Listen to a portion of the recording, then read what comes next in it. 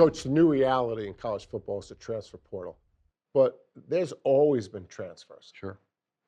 Let's talk about the evolution of transfers. Yeah, you go back when we first started coaching, which is obviously a long time ago.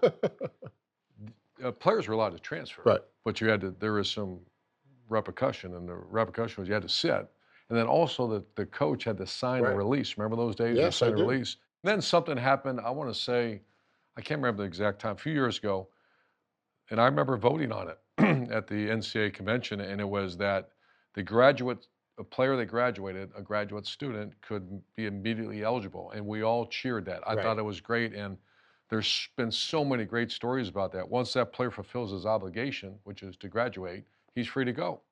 And the more famous one was a guy named Joe Burrow. You heard of Joe Yeah, Burrow? I've heard of him. Highest paid player in NFL history. He was with us at Ohio State. He graduated, transferred, and obviously had a great career. And then 2021, the world changed. It flipped upside down in some people's mind. Maybe it did, maybe it didn't. But reality is when you look at these numbers, 2021, it took on the same rules as every other non-revenue sport, and that is you can transfer a one-time transfer and go play anywhere and be immediately eligible. Coach, this is what you just mentioned. This is the writing of the rule. I'm not sure how many people really know that everybody but the five sports, football, men's and women's basketball, men's ice hockey, and baseball, have always been allowed to transfer without penalty. And so this just gives those five sports, those athletes in those five teams, equal footing with the rest of the college athletes. What's amazing is when you first heard of it, you wanted to see the impact it would have. It's had an amazing impact. We're focused on the Big Ten. 8 out of 14 starting quarterbacks are transfers at one point in their career. Yeah, and when you look at it nationally, it's about 60%. All right, coach, so that's the new world, the new reality. So how do you manage your roster in this new world? Okay, here's what's happened. People now have transfer portal staffs. Right. And that means Right. I know, a certain school that needed an offensive tackle. You know what they did? They have their staff that looks Mhm. at all the lower level schools and said, this kid's a heck of a player. Let's go find out if there's any interest. And that gets a little cloudy. Are you allowed to go talk to the player? No, that's called tampering. You're not allowed to talk to the player. But a lot of them now are going to call the high school coach and say, does your player have interest in moving up a level and playing at a place like, Notre Dame, Ohio State, Alabama type thing. So the residual of the transfer portal for some of these bigger schools, they have their own staff. I know at Colorado, I've talked to the staff at Colorado who has 85 new players. Right. They are saving scholarships every year. So you go out and recruit your high school players, and then we're going to save this 5 or 10 or 15 scholarships and not give them to the high school players. So that's another residual impact on the high school player. So let's get back to roster management. A player comes into your office, and obviously we didn't coach under this new system, but we can brainstorm about it. A player comes into the office and says, Coach, I want to get in the transfer portal. I've asked that question to some of my colleagues. How do you handle it? In the old day, when a player wants to transfer, you said, okay, if he will not impact your team, and there's a lot of times transfer is good. Not everybody can play at Texas, Right. and they want to go to a lower level school. I think that's great.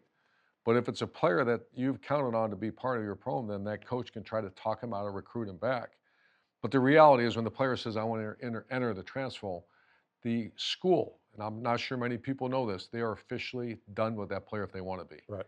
They contact their compliance office, he signs a form, and that player now, the school is no longer committed to honor his scholarship. So he's free to go be a free agent. However, there's a lot of risk with that. That means that scholarship is officially gone at that school.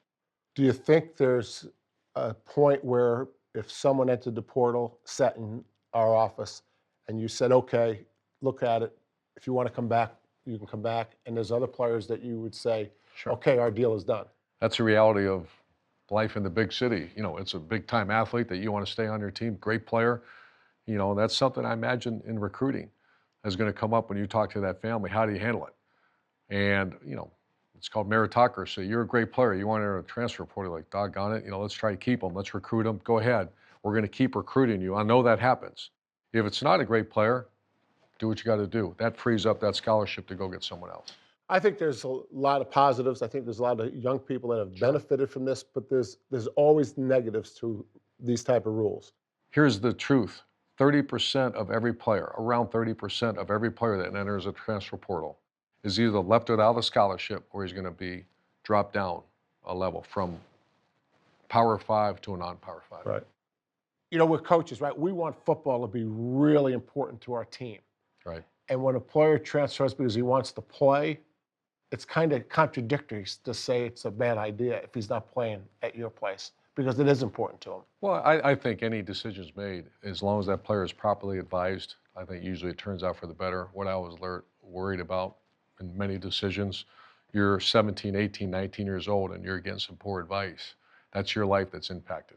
I actually grew to listen. When a player would first say that before that I'm not going to play, my advice was always work a little harder. Right. Go beat that guy out. But I get it. There's great success stories and there's also stories that didn't work out very well. Yeah. One thing we know now is that football players are being treated like all the other athletes, and that's a positive.